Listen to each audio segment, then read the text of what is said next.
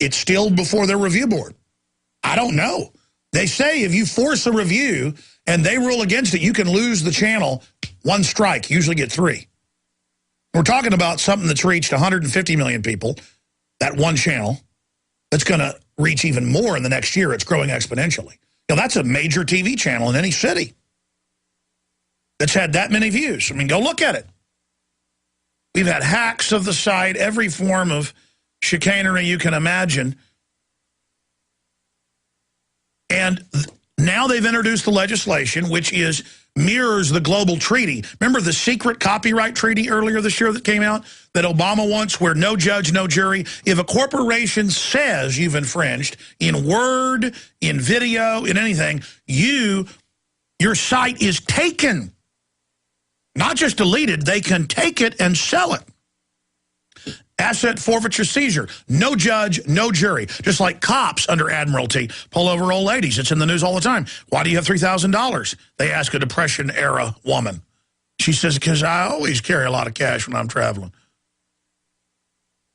Well, I'm taking it. People say, how do they do that? Well, it's presumed you're guilty because the cops have been told that's the law. It's not. It's totally unconstitutional. You know, everybody knows checkpoints are illegal. But now all over the country.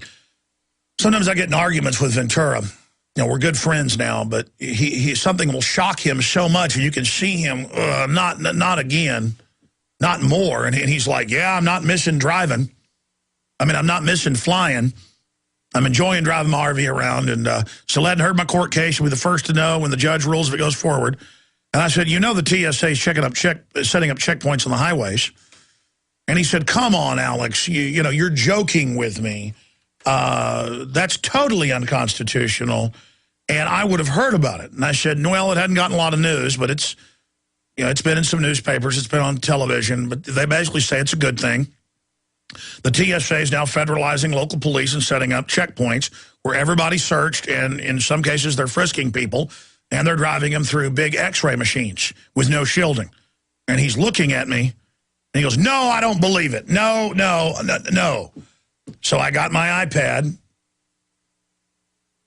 and we're sitting up there in a hotel suite. They're about to shoot an interview he's about to do with somebody. And he reads it, he watches the newscast, he goes, wow. And I said, well, you know, it's going to be phased in over a while. And he goes, no, I drive a lot, so I'm going to run into these. And he said, I'm just going to keep driving. And knowing him, he will. He said, you know what, this is unconstitutional. I haven't done anything wrong. I'm just going to keep driving. And that shows you where this society is going. And about an hour later, we're eating dinner, and he's just shaking his head going, you know, is there any hope, Alex? There's always hope if we can break the trance. There's always hope. You know, an hour later, hour and a half later, he was now really thinking about it. And he goes, I guess they are doing this. I mean, they're already putting us in microwave ovens, groping us, putting their hands in our pants. And it's that realization. It not only can happen here, it is happening here. We're going down the razor blade into the sea of alcohol.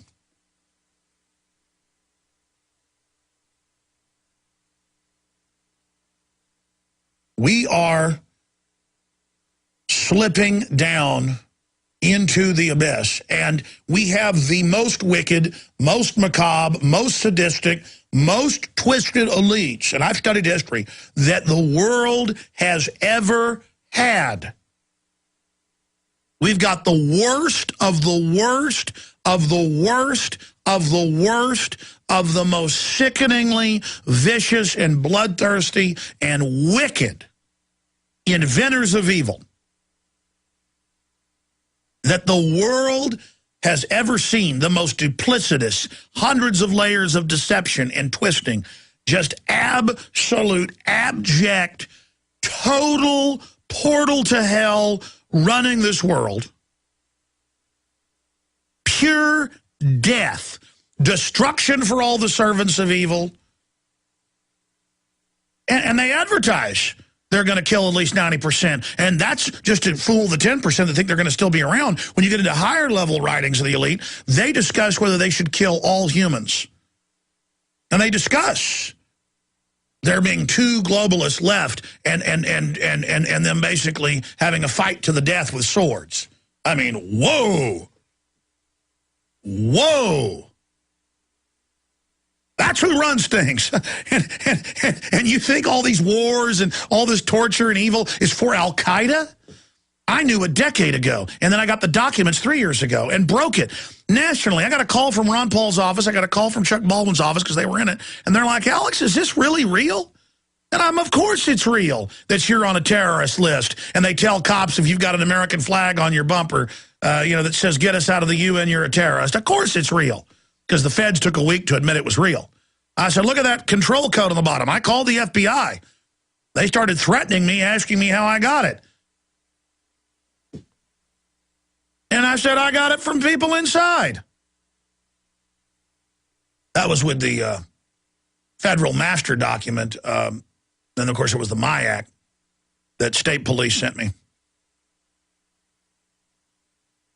And when you get these documents, they're not talking about Al-Qaeda, ladies and gentlemen.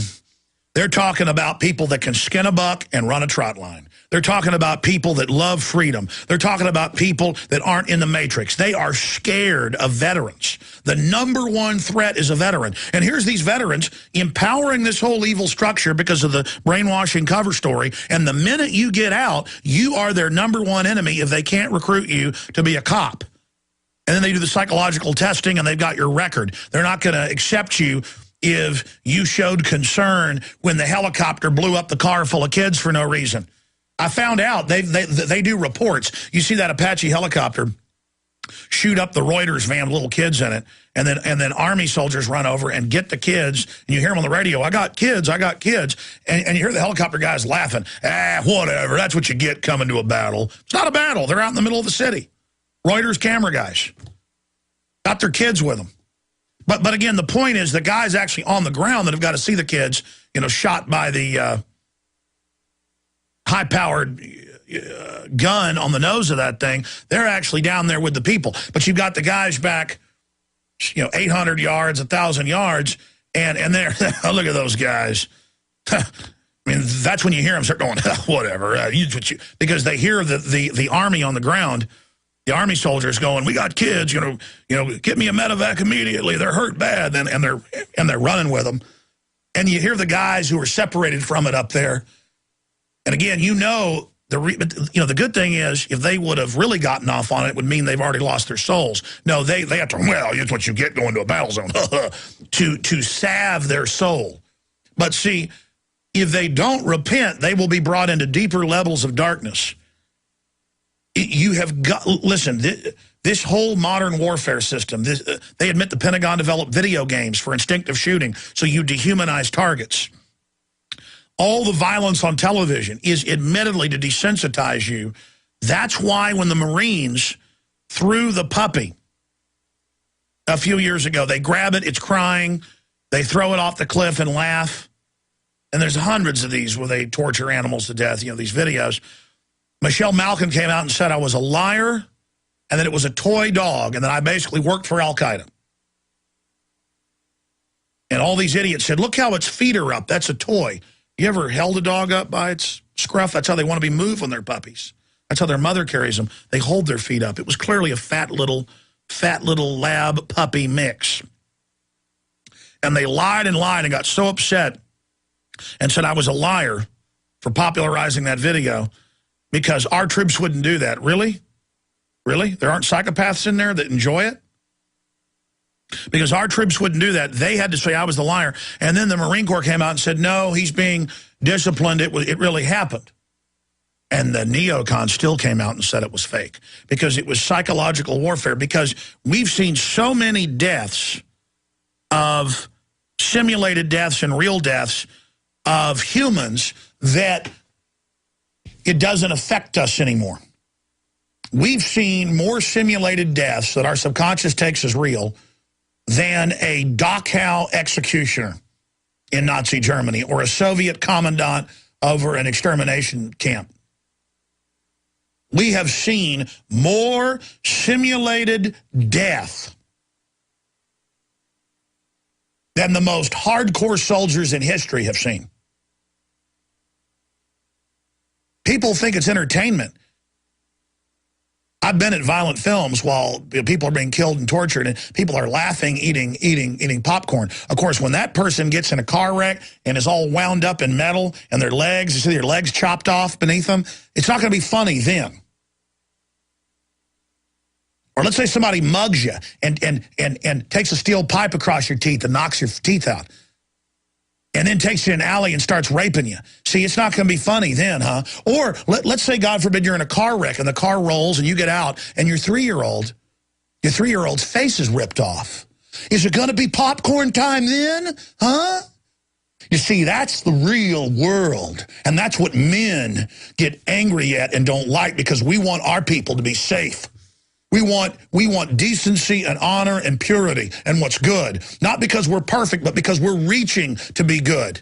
We know how fallen we are, and we know the minute we don't reach and try to be good and reach for the stars and reach for what's good, that our civilization is swept away into a road warrior scenario of pain and destruction, that our country is being used as the battle axe by this wicked system worldwide to bring devastation and destruction to innocents across the world. And that spiritual, psychic energy, those chains and weights are being bound around our nation's name and our nation's souls. Nations have a spirit. And it's being bound to us unless we denounce it publicly and privately, hit our knees and retch before God in repentance that we have not done more. That's why I don't want you calling up telling me what a good job I've done. I've done a horrible job. I should be in sackcloth living in a dirt hole when I'm not here, thinking about the innocents that are being destroyed. Not destroyed by the world eating big fat steaks with a pot belly. And even that attacks and destroys me. We should all learn to recognize that what comes around goes around. And it's not because we're wimps that we can't handle seeing the child with his face blown off. It's because we have souls and can see what it is. You think it's tough to think it's cute and to laugh about that. And the minute you do that, you literally open doors for every form of destruction to come against you and your family. And you're not safe even when you recognize it all and say no to it. Remember that. But you're a lot safer than you are when you embrace it. You people wonder why your lives are so cursed. You new listeners that serve corruption and think this is an entertaining, funny show. You wonder why your life is so horrible and why you feel so unfulfilled. Because you've been sucking at the breast of a devilish New World Order system. You've been drinking in spiritual poison that is literally eating out your soul.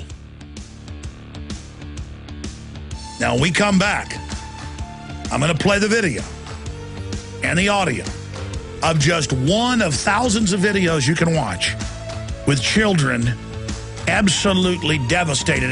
And YouTube, by the way, when you post these, bans them because it's obscene.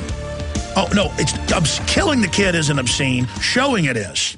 This is Alex Jones with 5 good reasons you should consider buying a solar power generator. Number 1, new climate legislation could easily double or triple your electric bill. Number 2, our new energy czar wants to control how much power your electric company allows you to have. It's true. Total government control of electricity in the name of smart grid technology is coming. Number 3, in some areas of the country, the power grid is dangerously overloaded. And now new socialist legislation is only compounding the problem. Number 4, dangerous weather is always a threat to local grids. Every year, thousands of families lose their power from weather-related outages. Number 5, a solar power generator provides powerful backup insurance and peace of mind. Folks, I really believe in the solar power generators offered by Solutions from Science, one of my oldest sponsors. You can get more information at www.mysolarbackup.com. That's mysolarbackup.com. Remember, the government doesn't own the sun, so go to mysolarbackup.com or call 1-877-327-0365. What's been the problem with phone companies? High prices and contracts that lock you in for 2 years minimum. Not freedomtelephones.com.